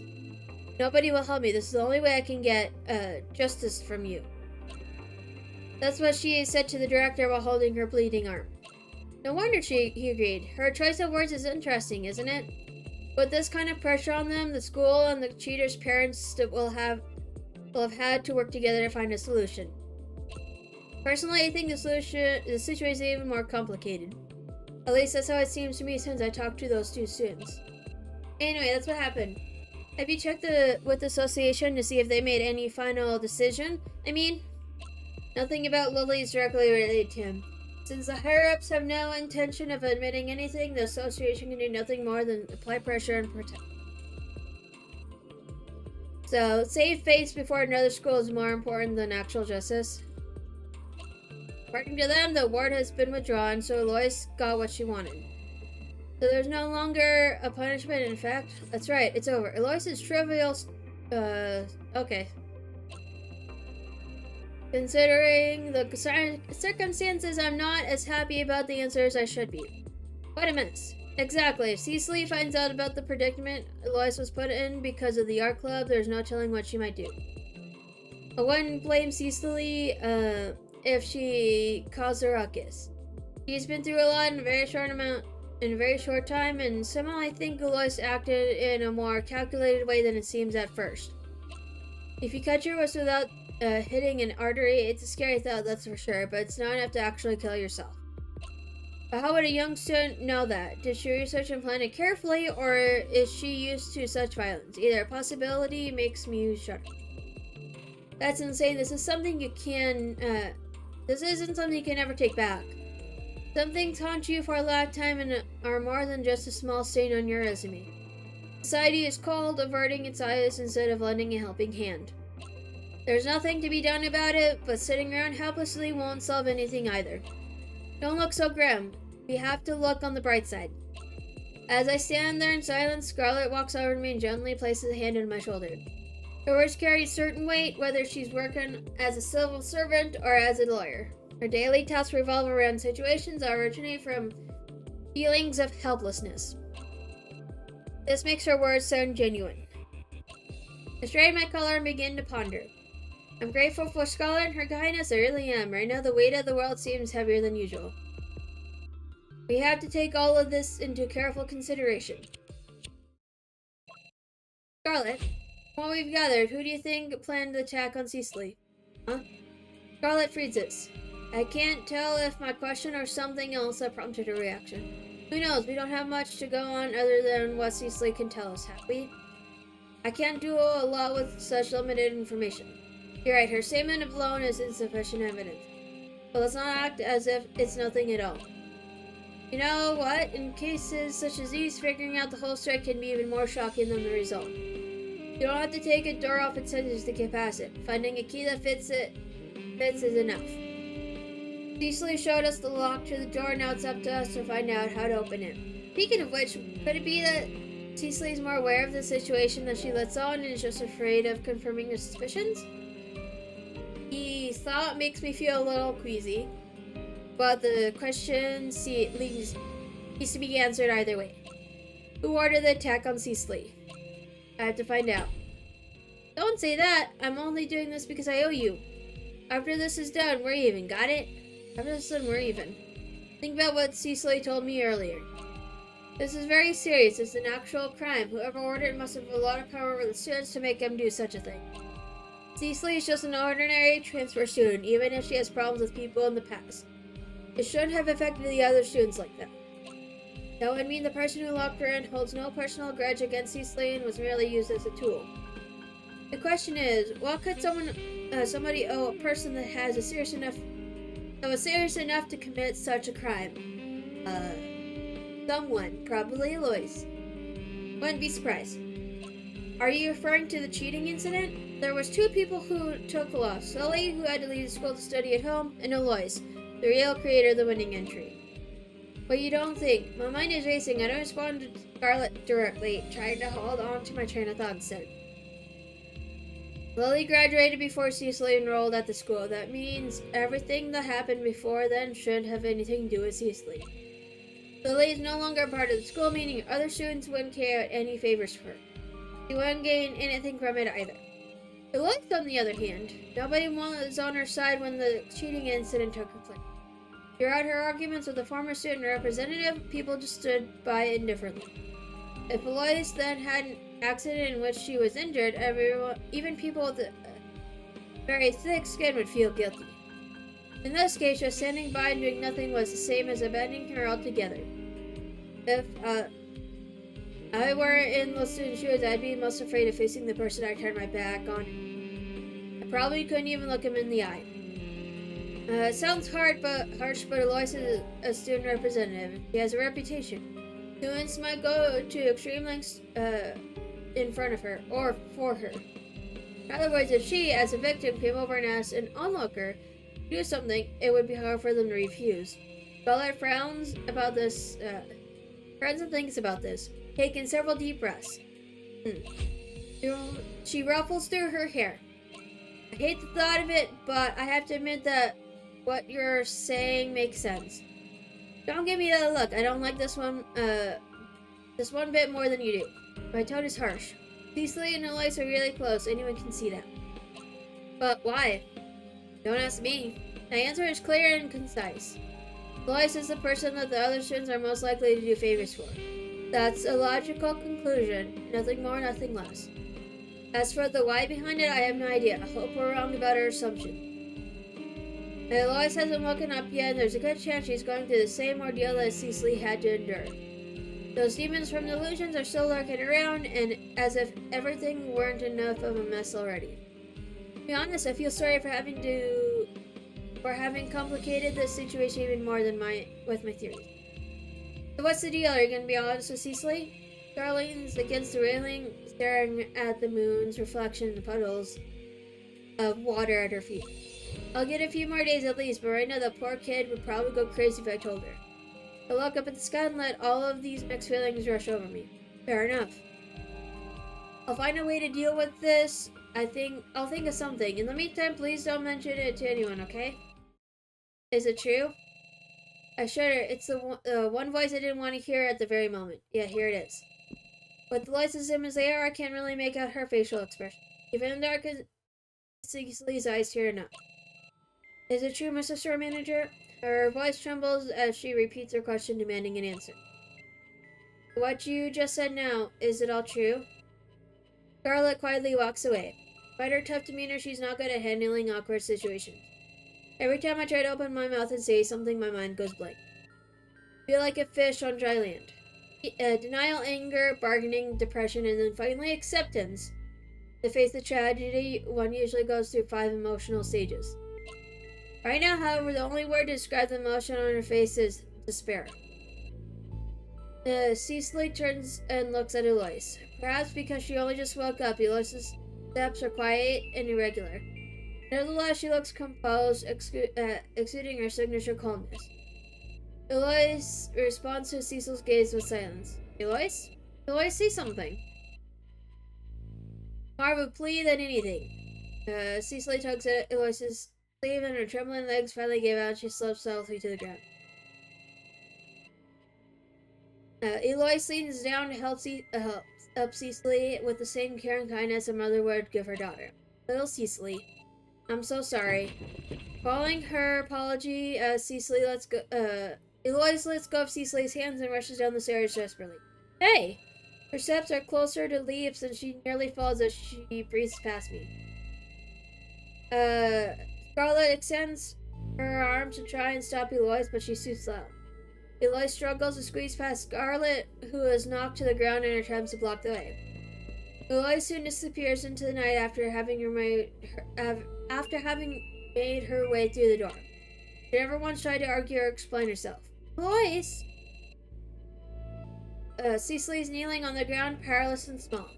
Why? How much did you overhear? Everything. Her fragility almost suffocates me. Everything, huh? I'm sorry.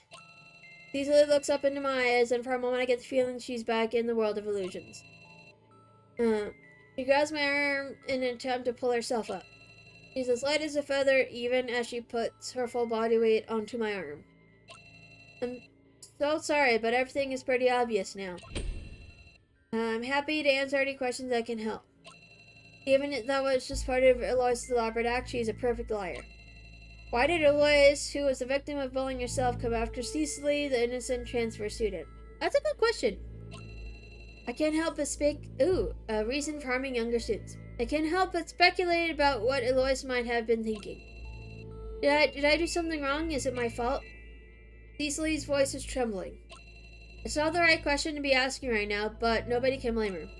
No, it's not. We all make mistakes in our lives, but kindness and tolerance aren't one of them. The mistake lies with people who impose their own pain on you. Although I don't want to demonize Eloise just yet, I have to choose my words carefully around Cecily. Once the heart has been scarred by a betrayal like that, it can accompany you your whole life. Trying to forget about it only offers temporary sanctuary. Eloise's behavior can never be forgiven in that regard. Really? Is that really true? I'm not sure if she understood my answer. She nods silently and walks away slowly. Hey, where are you going? I can't help but grab her by the shoulder. She turns around and bows to me as she always does. Thank you for taking care of me these past 2 days, Mrs. Store Manager. Sorry to have bothered you so much. She continues to walk away after her apology. The girl resembles an empty husk more than a human right now. Cecily, you're not ready yet. Don't talk to Eloise. Not until we get her back here to explain. Okay. Doesn't bother looking back. You don't have to waste your time looking for her. It doesn't matter. Wait, even after what she did to you? Did she take it too far? Yes, we all do sometimes. Cecily speaks softly. She doesn't sound very convinced, as if the words coming from her mouth are not her own. I just like painting, that's it. I wanted to make friends, so I joined the art club. There's no sense in it if I can't find a friend even there. I won't be pranked and bullied by them anymore, and they'll stop bothering me. That's a good thing for everyone, isn't it? Cecily is starting to sound more composed. Her tone is so calm and that it almost seems as if she isn't talking about herself. And she already seems to have recovered slightly from the initial shock, speaking about the situation from a more distant perspective. Scarlet won't drop the topic that easily and keeps questioning Cecily. You're just gonna let it go? I don't care. I've already caused you enough trouble. No, you haven't. I don't understand. Why are you angry at all? Aren't you angry at all? Being angry only makes it feel worse, and it wouldn't change anything. It's better this way. Will you let us help you find justice? Justice? What for? How would you even go about it? Don't just give up on yourself like that. There's always a way. This is something I have no control over. Cecily looks at Scarlet with seriousness in her eyes that barely conceals sadness behind them like a veil. I just had to learn to accept that this is reality. I yearned for close friendship, someone I could trust. In the end, it was just wishful. Cecily falls silent, her shoulders heavy with an invisible burden. Her silhouette slowly fades away, shrinking by the second as she walks away. Like a candle growing dimmer and dimmer, it seems as if her tragic story is reaching a silent end. My mind is racing. 3 days of hard work, this can't be it. This isn't how things were supposed to play out. There has to be a reason behind all of this. Letting Cecily know about what Elias did is just the first of many steps. This isn't over yet. Also, something tells me that this isn't what strange man who keeps delivering books wants. No longer a question of whether Elias is guilty or not, because... Oh, okay.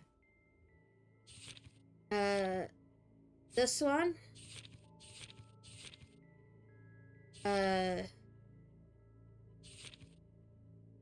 This one, and then...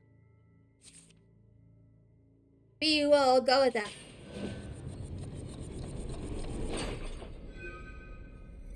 Okay. Tables turned. How have the turntables? Yes, how have the turned tables, okay?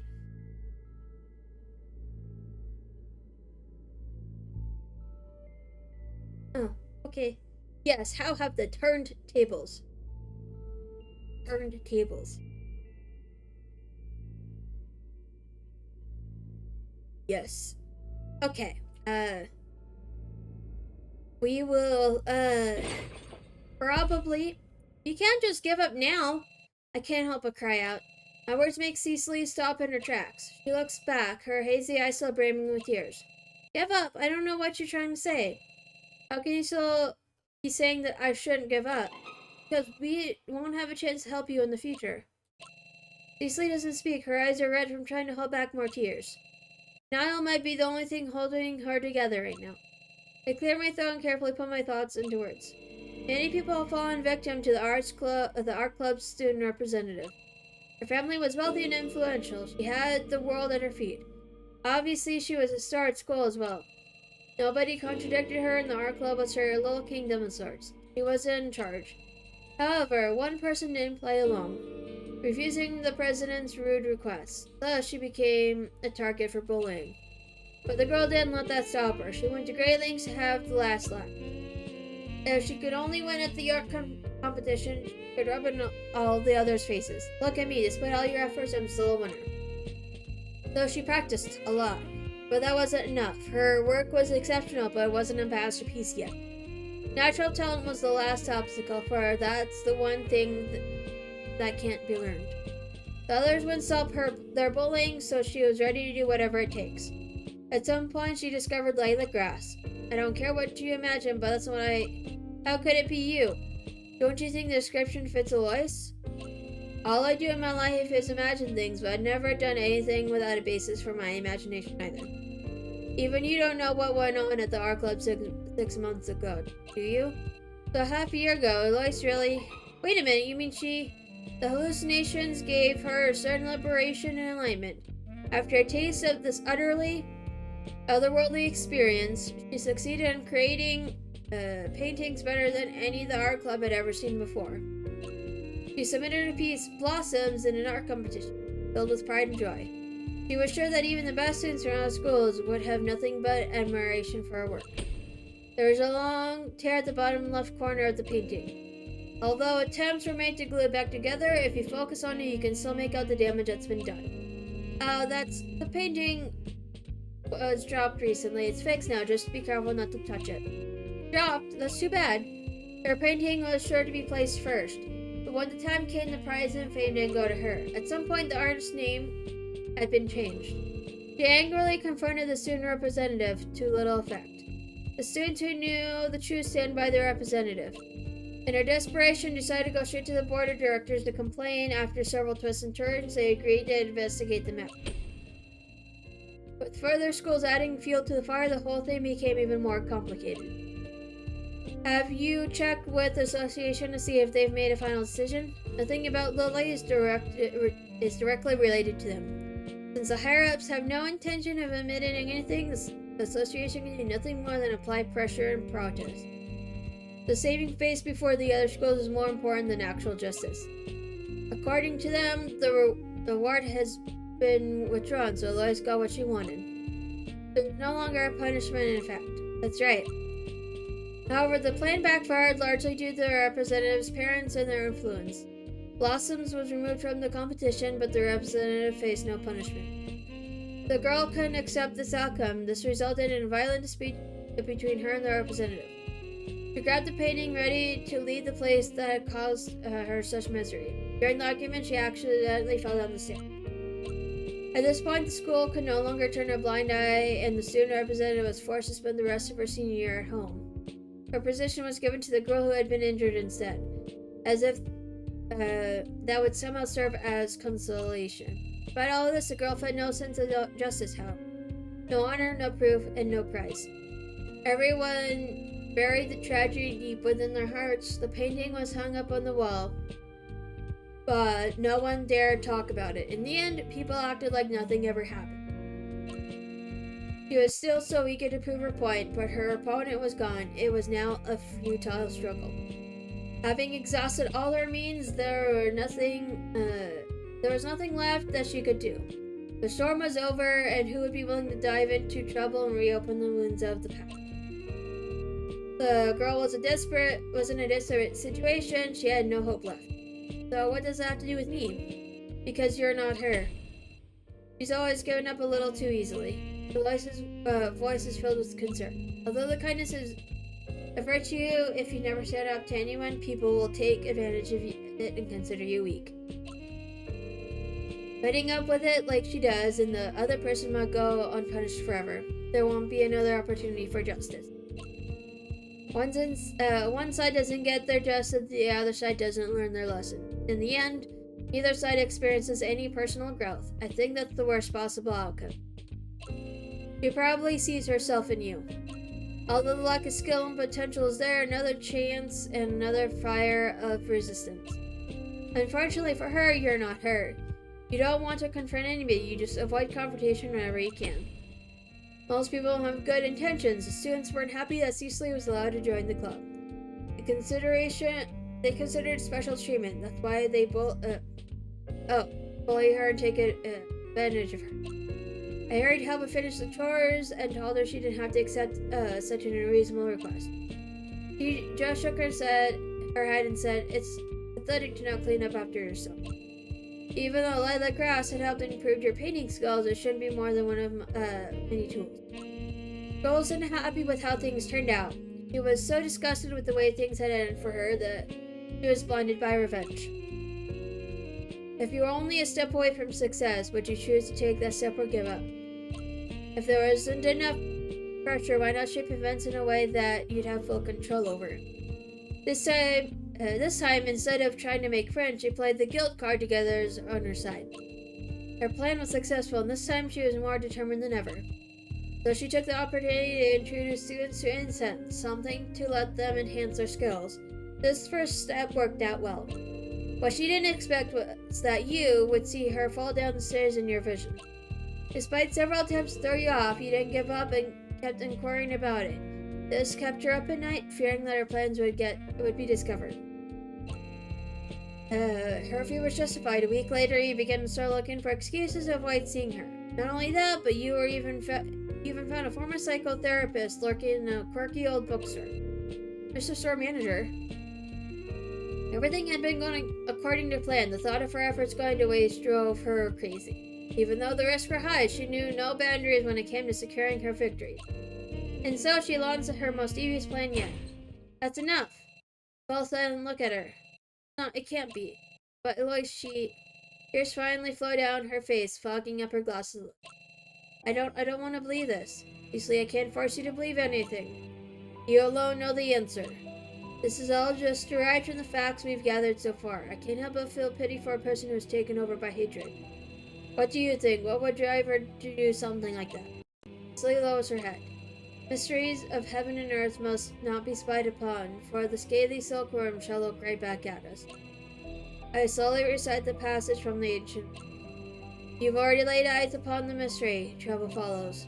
Not exactly clear about what the threat is, but you should not put your life in danger, not just you, but Eloise as well. Her symptoms are bad already, and she won't be able to handle this alone. Hermitage values every customer. Since she's been here before, she will always be considered a guest. Even so, she will never listen to me. You're the only one who can help her. Cecily slowly but surely stops crying. But she keeps looking down at the floor without answering. Admitting this also means admitting that Eloise has made some irreparable mistakes. Even if things can be fixed somehow, the relationship will never be the same again. Cecily is a very genuine and determined person. The more I think about it, the more I worry that things are happening too fast. If that's how it is, she finally opens her mouth. If that's how things are, she'll find a replacement for me for sure. Someone who has that spark she's looking for. Cecily speaks her mind at last. More and more students will be forced to face that horrifying monster because of the incident. Eloise's obsession will continue and lead her down a dark and twisted path. Cecily's voice is growing more confident. She wipes away her tears. You're right, I need to try. She gives us a barely noticeable smile. A small ray of light in this depressing situation. I should go straight to her and sort this out. I'd rather clear things up than keep guessing. Scarlet bends down and readjusts Cecily's outfit. You made up your mind? Yeah. I'll be alright, and if anything happens, you call this guy. Okay. Do you even know where to find Eloise? There's only one place she'd be. Cecily keeps talking as she makes her way down the stairs. After all, for better or worse, there's one place students will always hang out at. Her steps go firmer with every stride as if she's regaining her lost energy. Promise to be careful. We'll be waiting to hear good news from you. Cecily, now standing at the gate, turns around. She looks at us from a distance and bows her head. I can't thank you enough, really. With that, she walks away. There she goes. Scarlet says something just to break the silence. Quite an eventful day, if you ask me. If your definition of eventful is just a cute way of saying working tirelessly 3 nights in a row, I might choose a less eventful lifestyle after all. Why is that? I thought you were used to overtime. That's different. My regular job isn't as psychologically challenging. But this little girl, she really needs our help. Look at you, showing genuine concern. A scary sight, but I do agree. Oh, you little. Scarlet rubs her temples and slowly breathes in and out. She knows I'm just teasing. Honestly, what is with young people these days? What's going on in those families? All this intrigue and backstabbing, betrayal of trust, do they think that's what adults do? What a mess, and because of these rascals, I keep awake at night. I'm wasting my beauty sleep on them. Any more complaints about your job you might want to file? Or is it because you're not getting paid? Just like that, she suddenly stops talking. What I said must have struck a nerve, but she holds herself back. Her expression alone makes it very clear that money's not the issue here. Throughout all the grief and pain, we have to set our sights on the right cause. In some ways, I think Cecily's kindness and positive attitude accompanies all of us now. I'm fine, brother. I said I'd take good care of everyone. So, something won't stop bothering me. You might not show it, but every time you talk about trouble, I can feel it getting fired up. Scarlet ignores what I said and all but buries herself into the sofa, spreading her arms to the side. After working in this business for a certain time, there comes a moment when you start to put yourself in the shoes of the other person. Properties taken by white-collar criminals, deception, greed, families broken apart. I know these people exist. I deal with them every day, but it still makes me sad. It's hard to accept reality. I sit down next to her. And that's a good thing. It means you're human. If you say so. Scarlet tilts her head back to look at the ceiling and crosses her arms in front of her chest. So what about that monster? Let's just say it's an unpleasant matter. Are they going to be alright? I can't really say. I found some information, but it's very rudimentary. The author of the book describes how the priests fell prey to the entity and were massacred. A strange creature emerged from the shadows and slaughtered almost everyone present with its razor-sharp claws. Although the author seems to have been spared, he didn't elaborate on how he escaped. You have to go about this another way.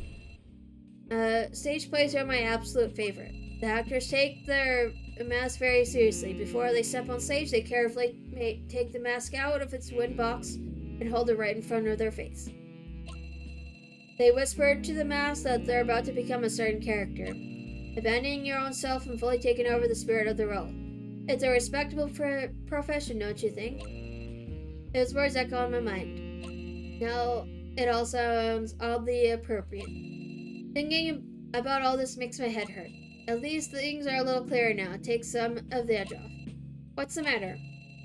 Scarlet throws a puzzled look at me, pat her on the shoulder, and make my way back inside. Back when I moved here, I threw out a lot of old stuff that I didn't have any use for anymore. My old tape recorder, I had to keep that beauty. It's so old that most kids these days won't even recognize it for what it is, but it's still as useful as ever. I lift the old tape recorder up and get rid of the thick layer of dust on the lid. What a mess. Pain can serve as a protective mechanism. If knowledge brings us pain, should it really be sought after? There's an old saying, when you help someone, help them see the whole thing through. I smiled cheekily. Well, Scarlet, are you with me or on this one? Dude, Oh, okay, sweet. I'm gonna save. 100% gonna do the triple save here. And we are gonna see who's playing video games. Because I need to do some things. I gotta do some homework and stuff. So we are gonna go see who is playing video games. Let's see. Who shall we raid today? Let's see.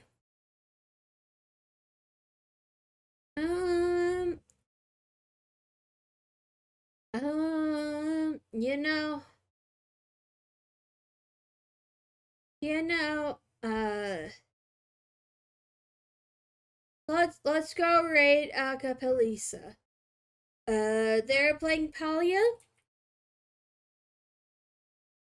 They're playing Palia. It's a newer game. I believe it's a farming game if I remember correctly.